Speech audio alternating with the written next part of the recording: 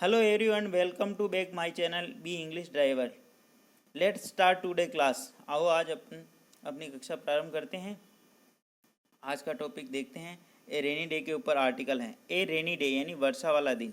अब इस आर्टिकल को पढ़ेंगे। इसमें one by one, word by word explain करेंगे हर एक चीज़ को।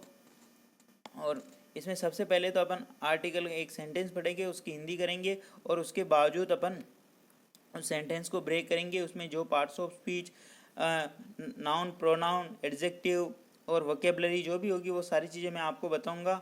और प्लीज़ अगर आपको वीडियो अच्छा लगे तो चैनल को सब्सक्राइब करें, लाइक करें और शेयर करें। ठीक है, let's start today class. A rainy day. A rainy day is a day of hustle bustle for the being of this blue planet. ठीक है, फुल स्टॉप। ए रेनी डे यानी वर्षा वाला दिन, इज यानी है, ए डे ऑफ असल बसल यानी गतिविधियों से भरा हुआ। ठीक है, for the being of this blue planet मतलब इस नीले प्लेनेट के ऊपर जो जीव है उनके लिए। ठीक है, अब इस सेंटेंस को वापस दोबारा देखते हैं। ए रेनी डे यानी एक वर्षा वाला दिन गतिविधियों से भरा हुआ है। ठीक है ना, जीवों के लिए। ब्लू प्लेनेट यानी नीले इस भूमंडल के ऊपर जो जीव है उसके ऊपर। ठीक है, अब इस सेंटेंस को ब्रेक करते हैं। ये यहाँ पे आर्टिकल है। आर्टिकल कौन कौन से होते हैं? ए एन दी, तीन आर्टिकल होते हैं। आप हमेशा ध्यान रखना, ए एन दी तीन आर्टिकल होते हैं। ए रेनी डे यानी ए आर्टिकल, आर्टिकल के बाद में हमेशा नाउन आता। ठीक है, और ये इज क्या है? यहाँ पे मेन वर्ब का काम कर रही है। ए डे, ए डे वापस ए आर्टिकल, डे यहाँ पे वापस नाउन और प्रीपोजिशन का काम कर रहा है। जहाँ पे भी ये पीले कलर में जो हाईलाइट हो रहा है ये वर्ब है, या तो मेन वर्ब होगी या हेल्पिंग वर्ब होगी। जहाँ पे मेन वर्ब होगी वो मेन वर्ब बता दूंगा, जहाँ पे हेल्पिंग वर्ब होगी वो हेल्पिंग वर्ब आपको मैं बता दूंगा। और प्रीपोजिशन है और हसल बसल इसके बाद में नाउन यानी प्रतिक्रियाओं वाला दिन। फोर यानी फोर वापस प्रीपोजिशन, फोर का मतलब के लिए। द बीइंग ऑफ मतलब जीवों के लिए। फॉर दिस ब्लू प्लेनेट यानी ब्लू प्लेनेट यानी नीले भूमंडल के ऊपर। Full stop. ठीक है, इस प्रकार अपन सेंटेंस को ब्रेक करेंगे और समझेंगे। Territorial and aquatic being swing into action. Territorial जीव, जलीय और भूमीय। जलीय, टेरिटोरियल एंड एक्वाटिक बीइंग्स यानी जीव, जलीय और भूमि जीव। स्विंग इनटू एक्शन मतलब जब बारिश होती है ना, तो आपने नॉर्मली देखा होगा कि बारिश होने के बावजूद जो जीव होते हैं वो अपने बिल से, अपने घोंसले से बाहर निकल के अपने एक्शन में मतलब अपनी क्रियाओं के अंदर आ जाते हैं।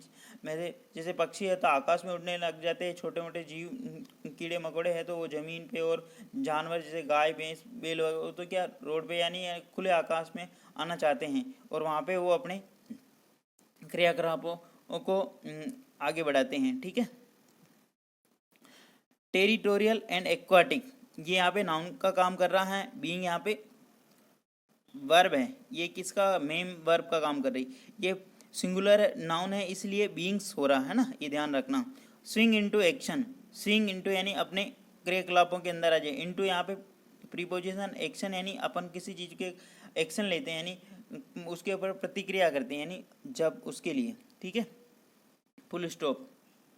द वेदर बिकम्स प्लीजेंट यानी आकाश या मौसम सुहावना हो गया था। आकाश या मौसम सुहावना। द आर्टिकल है, वेदर यहाँ पे नाउन है, बिकम्स यहाँ पे मेन वर्ब का काम कर रही, ये वर्ब का काम कर रही है ना, और प्लीजेंट यहाँ पे ऑब्जेक्ट का काम कर रहा है। आकाश यानी मतलब जो बादल थे वो मौसम सुहावना हो गया था। बारिश होने के बाद कितना अच्छा सुहावना हो जाता है मौसम।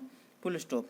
ठीक है, यहाँ पे the article, weather noun, becomes यहाँ पे मेन वर्ब और ये ऑब्जेक्ट का काम कर रहा है प्लेजेंट, है ना। ऐसे आपको वन बाय वन सारे वर्ड ध्यान में रखना। जहाँ पे भी वर्ब आवे वर्ब का ध्यान रखना, और वोकेबलरी आवे तो वोकेबलरी का ध्यान रखना। ठीक है, आगे बढ़ते हैं। Peoples go for outing for fun and frolic. Peoples यानी लोग, पीपुल का मतलब क्या था? लोग। गो, गो यहाँ पे क्या है? मेन वर्ब का काम करे। लोग for outing fun and frolic, लोग आनंद और उत्साह के साथ कहाँ गए? बाहर। People go for outing. जब बारिश होती तब बारिश होती तब तो सब अपने घरों के अंदर, जहाँ पे अपना छप्पर मकान जो भी होता है, और बारिश होने के बाद सब लोग बाहर निकलते हैं और जो अपने दैनिक प्रत्येक क्रियाकलाप होते हैं उनके अंदर इंगेज हो जाते हैं, वापस उनमें लग जाती हैं। ठीक है, अब इस सेंटेंस को ब्रेक करते हैं। पीपुल यहाँ पे सब्जेक्ट का काम कर रहा है, गो यहाँ पे मेन वर्ब का काम कर रहा है। पीपुल प्लूरल है इसलिए गो आया, अगर पीपुल सिंगुलर होता तो यहाँ पे गो जाता, ये ध्यान रखना है ना। फॉर यहाँ पे प्रीपोजिशन है, प्रीपोजिशन के बाद नाउन या आईएनजी फॉर्म आता है, या तो नाउन आएगा या फिर कोई आईएनजी वाला वर्ड होता है। यहाँ आउटिंग आया है। फॉर वापस यहाँ पे preposition, for fun and frolic, आनंद के लिए, आनंद के लिए कहाँ पे गए, लोग बाहर आ गए। ठीक है, आगे बढ़ते हैं। Faces of farmers glow, faces यानी चेहरे किसके, किसानों के खिल जाते हैं। जब बारिश अच्छी हो जाती है तो चेहरे किसानों के खिल जाते हैं। ठीक है, फार्मर्स ऑफ यहाँ पे काकी का काम कर रहा है, किसानों के चेहरे। ठीक है, इफ यदि द रेन इज फेवरेबल, बारिश अगर उनके अनुकूल हो जाती है तो चेहरे खिल जाते हैं। और become gloomy if it is otherwise, अब देखना, become gloomy if it is otherwise, अगर बारिश प्रतिकूल होती है, पूरी नहीं हो पाती है तो क्या होते हैं, उनके चेहरे मुरझा जाते हैं। ठीक है, किसानों के चेहरे मुरझाए, क्योंकि किसानों का जो सब कुछ डिपेंड होता है या जो सब कुछ निर्भर होता है वो क्या होता है, वर्षा के ऊपर ही निर्भर होता है। तो ये उसी के बारिश के ऊपर ही निर्भर करता है कि वो अगर बारिश अच्छी होती है तो चेहरे खिल जाते हैं, और बारिश अगर पूरी नहीं हुई, अच्छी नहीं हुई तो चेहरे मुरझा जाते हैं।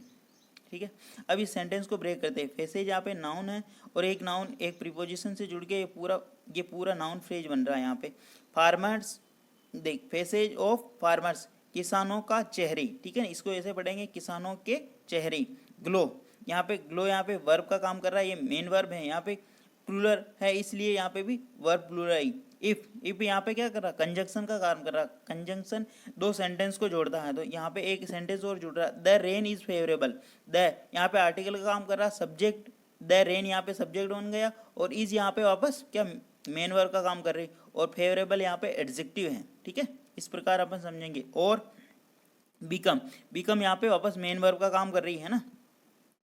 Gloomy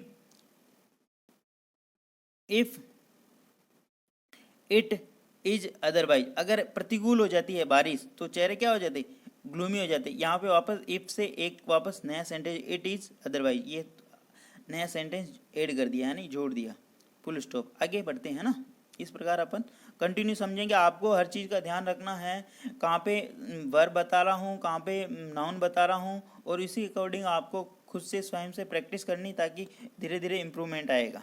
okay, passenger may find themselves stranded if a rail and road bridge comes। ठीक है, पैसेंजर, जब यातायात भी बारिश होती तब बहुत सारी खुशियाँ भी आती है, तो कुछ परेशानी भी पैदा होती हैं। तब क्या होता है कि बहुत सारे नदी नाले पुल जो उफान पे आ जाते हैं, या बहुत बारिश ज़्यादा होती है तो बहुत सारे जगहों पर पानी भर जाता है, या ऐसी बहुत सारी बाधाएं आती हैं, बहुत सारी जगह पुल ढह जाते हैं, या बहुत सारी कारण होते हैं उसके। ठीक है, पैसेंजर यानी यात्री, may be find themselves standard, passenger यानी यात्री अपने आप को असहाय महसूस करते हैं और फंस जाते हैं। पैसेंजर यहाँ पे नाउन है। ठीक है ना, मैं यहाँ पे मॉडल वर्ब है, मॉडल वर्ब के बाद हमेशा वर्ब की फर्स्ट फॉर्म आएगी, ध्यान रखना। Modal verb may, might, shall, should, will, would, can, could. ठीक है ना, ये सारी मॉडल वर्ब है। मैं बीच बीच में आपको छोटे छोटे टॉपिक के रूप में ग्रामर के भी पोर्शन कवर करूंगा। ठीक है, जो आपको समझ में आ जाएगा। देम स्लेव्स यानी अपने आप को, स्टैंडर्ड यानी अपने आप को किसके अंदर पाते हैं, वो फंसे हुए या असहाय पाते हैं। स्टैंडर्ड का मतलब फंसे हुआ होता है। और इफ वापस कंजक्शन आ गया यहाँ पे, ठीक है ना, ये वापस एक नए सेंटेंस को जोड़ रहा है। इफ रेल और रोड ब्रिज स्कम, यदि रेल और रोड ब्रिज स्कम टूट जाते, खत्म हो जाते, स्कम का मतलब टूटना, खत्म होना। ठीक है, ये यहाँ पे वर्ब का काम कर रहा है। ठीक, आगे बढ़ते हैं। बर्ड्स टू यानी पक्षी भी, enjoy their flights of unlimited sky, यानी पक्षी भी एंजॉय यानी आनंद ले रहे थे, दियर फ्लाइट्स यानी अपनी उड़ान के साथ, ऑफ अनलिमिटेड आकाश यानी अपनी लंबी उड़ान के साथ अनलिमिटेड आकाश यानी बहुत ही स्काई यानी आकाश के अंदर उड़ रहे थे। जब बारिश होती तब पक्षी चहचहाते हैं और अपने घोंसले से निकलकर लंबे आकाश के अंदर उड़ान भरते हैं। ठीक है, enjoy their flights of unlimited eye. Enjoy यहाँ पे वर्ब का काम कर रहा है। दियर फ्लाइट्स यानी अपनी फ्लाइट्स यानी उड़ान के माध्यम से। दियर ये पजेसिव एडजेक्टिव होता है और इसके बाद में हमेशा नाउन आता है, तो ये नाउन आ रहा है दियर फ्लाइट्स ये। ठीक है, ऑफ प्रीपोजिशन अनलिमिटेड, यहाँ पे अनलिमिटेड इसका यहाँ पे ऑफ प्रीपोजिशन का ऑब्जेक्ट है यहाँ पे। ठीक है ना, मतलब इसके बाद में नाउन आ रहा है, ऑब्जेक्ट बन रहा है। Full stop. Animal also came out of their hiding place. ठीक है,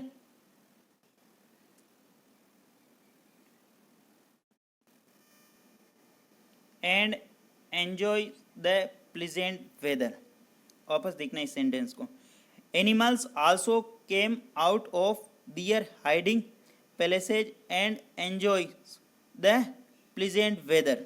ठीक है, एनिमल्स यानी जानवर, आल्सो यानी भी, कम आउट यानी बाहर आते, ऑफ दियर हाइडिंग प्लेस यानी अपने जो स्थान होता उनसे, मतलब छुपने का जो स्थान होता उससे, and enjoy their pleasant weather और ये प्लेजेंट यानी आनंददायक मौसम का या सुहाने मौसम का आनंद लेते हैं। एनिमल्स यहाँ पे नाउन। अब इस सेंटेंस को ब्रेक करते हैं और समझते हैं। एनिमल्स यहाँ पे नाउन यानी सब्जेक्ट का काम कर रहा, आल्सो यानी एडवर्ब है, और केम यानी यहाँ पे मेन वर्ब का काम कर रहा।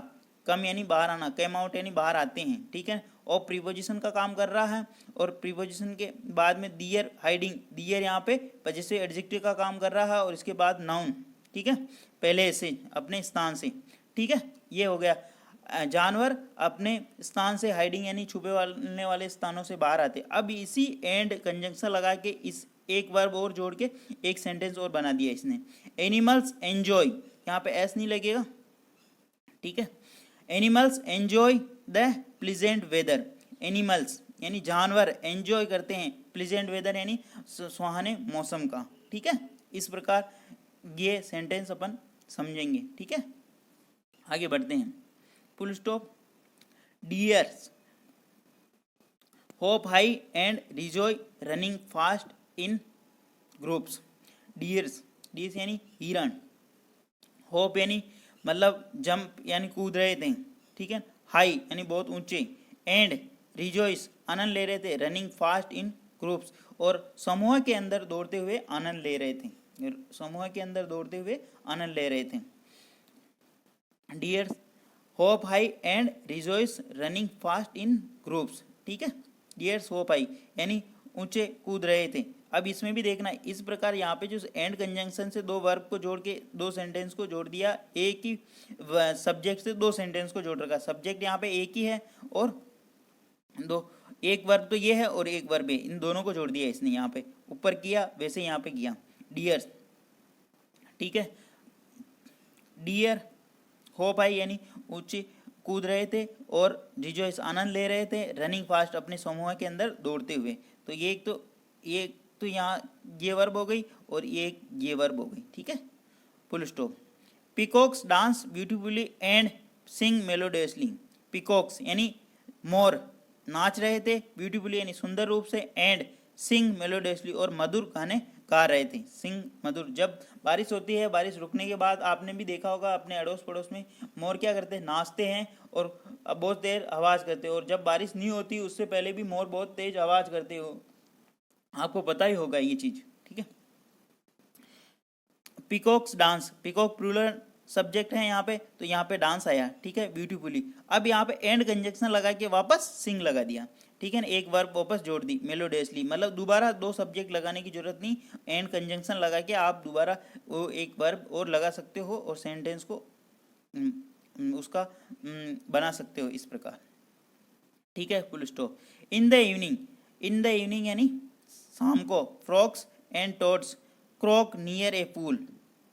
ठीक है, इन द इवनिंग जब शाम होती है, जब बारिश रुकने के बाद में आपने सुना होगा, देखा होगा, जो मेढक होते हैं और जो और भी उनके साथ में जो जानवर होते हैं, मतलब छोटे मोटे कीड़े जो होते हैं, जो आवाज़ करते हैं, ट्रे ट्रे की आवाज़ करते हैं, आपने सुना होगा, जो बारिश होने के बाद बहुत तेज़ आवाज़ करते हैं। In the evening frogs and toads croaks यानी चिल्ला रहे थे, मतलब ऐसी आवाज़ निकाल रहे थे, जो नियर ए पूल यानी पूल के वहाँ पे। ठीक है, इन द इवनिंग पूल के वहाँ पे आवाज़ निकाल रहे थे।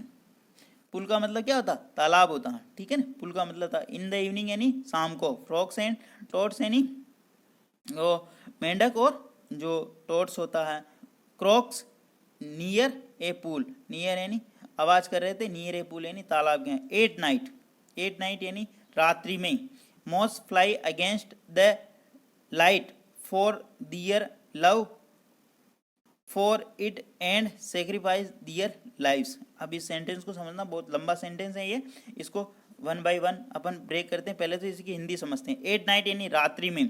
मॉस यानी कीट पतंगे जो होती हैं कि नहीं, फ्लाई अगेंस्ट यानी जो लाइट के वहाँ पे जाती है, फ्लाई अगेंस्ट यानी उसके विरुद्ध, लाइट के जहाँ पे लाइट जल रही होती है। आपने देखा बारिश रुकने के बाद में शाम को जो संध्या होती है उसके बाद जब लाइटें चलती हैं तो बहुत सारे कीड़े मकोड़े लाइट से जाते हैं, लाइट की तरफ जाते हैं। फॉर दियर लव, अपने लव के कारण, अपने प्यार के कारण। For it and sacrifice their life, और अपने जीवन का बलिदान कर देते हैं या जीवन को समाप्त कर देते। अब इस सेंटेंस को अपन ग्रामर समझते हैं और इसको ब्रेक करते हैं। मॉस यहाँ पे सब्जेक्ट, फ्लाई यहाँ पे वर्ब का गाना, अगेंस्ट यहाँ पे वापस प्रीपोजिशन द लाइट, मतलब लाइट के अगेंस्ट जाते। द आर्टिकल लाइट यहाँ पे नाउन, फोर यहाँ पे प्रीपोजिशन, दियर यहाँ पे पजेसिव एडजेक्टिव, पजेसिव एडजेक्टिव के बाद में हमेशा बोल रहा मैं आपको नाउन आएगा, ठीक है, नाउन। दियर लव, फोर यहाँ पे वापस प्रीपोजिशन, इट यहाँ पे ऑब्जेक्ट का काम कर रहा, एंड सेक्रीफाइस दियर लाइफ यानी अपना जीवन। अब देखना मॉस यहाँ पे फ्लाई, एक तो ये वर्ब हो गई और वापस एंड कंजंक्शन लगा के मॉस सेक्रीफाइस दियर लाइफ, अपना जीवन समाप्त कर देते। मतलब एक सेंटेंस तो ये हो गया पूरा, ठीक है, यहाँ तक इट तक। और एक सेंटेंस मॉस एक कंजंक्शन लगा के मॉस सेक्रीफाइस दियर लाइफ। इस प्रकार ये इसको समझने की कोशिश करना। 10 इसके 10 एक एडवर्ब होता है, और ये क्या, सेंटेंस जब पैराग्राफ खत्म होता है उसका कंक्लूजन होता है यानी समाप्ति होता है तब लगता है, ठीक है ना। That it's pleasure and pain, और यही उनका, इसके अपने सुख दुख हैं। 10 that it's pleasure and pain, यही उनका सुख है। It's pleasure and pain, it's के बाद में क्या होगा, इट्स जैसे एडजेक्टिव का काम कर रहा है, इसके बाद नाउन आता है इट्स प्लेजर, और यहाँ पे एंड वापस क्या करें, प्रीपोजिशन लगा के एक और पेन जोड़े, एक और दो नाउन जोड़ दिए। ये एंड क्या कर रहा, प्रीपोजिशन का काम भी करता और कंजंक्शन का काम भी करता, ठीक है, ये ध्यान रखना। It's pleasure and pain. इस प्रकार अपन सेंटेंस को पहले उसकी हिंदी करेंगे, फिर उसमें vocabulary, noun, pronoun, adjective, parts of speech जो भी होगा वो समझेंगे, और इस प्रकार सेंटेंस को ब्रेक करके वन बाय वन कह के अपन समझेंगे और इंग्लिश को पढ़ेंगे। Thank you friends, like share subscribe my channel, thank you.